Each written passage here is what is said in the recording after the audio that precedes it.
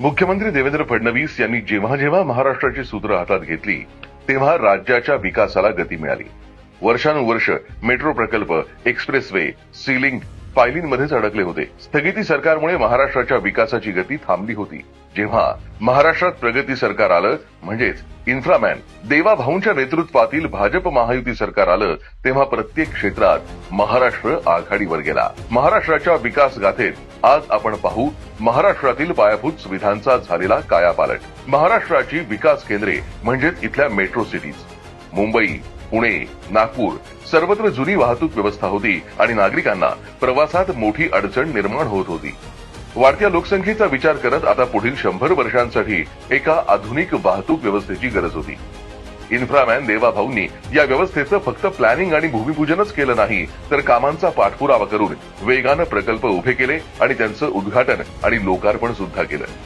आज मुंबई, पुणे, नागपूर, छत्रपती संभाजीनगर, नाशिक अशा सर्व शहरांमध्ये जागतिक दर्जाची सार्वजनिक वाहतूक व्यवस्था तयार केली जाते। मुंबई ते नागपूर 701 किलोमीटरचा समृद्धी महामार्ग हा ग्रीनफील्ड एक्सप्रेसवे जो अवघ्या 8 वर्षात पूर्ण झाला। 10 जिल्हे, 26 तालुके, 392 गावं थेट या महामार्गामुळे विकासाच्या प्रवाहात आली। प्रवासाचा वेळ 16 तासांवरून 8 तासांवर आला। पूर्वेपासून पश्चिमेपर्यंत महाराष्ट्र जोडला गेला आणि इतकंच नाही तर मार्गावर solar energy, industrial clusters, wild life tunnels यासारख्या आधुनिक व्यवस्थाही करण्यात आल्या। मुंबईकरांना वाहतूक कोंडीतून सुटका देण्यासाठी भाजप महायुती सरकारनं अनेक विशेष प्रकल्प हाती घेतले। अटल सेतू हा 21.8 किलोमीटरचा भारतातील सर्वात मोठा सागरी पूल बांधला।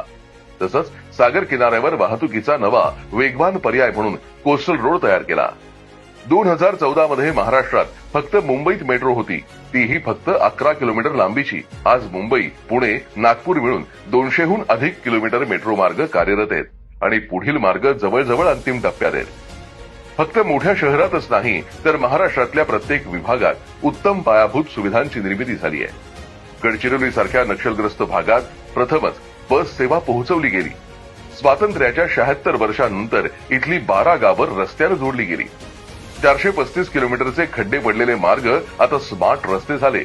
4 लेन, 6 लेन रस्त्यांची उभारणी, बायपास मार्ग आणि ग्रामीण भागातही दर्जेदार कनेक्टिव्हिटी झाली। महाराष्ट्रातील जनतेला आता कळलंय की महाराष्ट्राला गतिशील करण्यासाठी इन्फ्रामॅन देवा भाऊंशिवाय पर्याय नाही।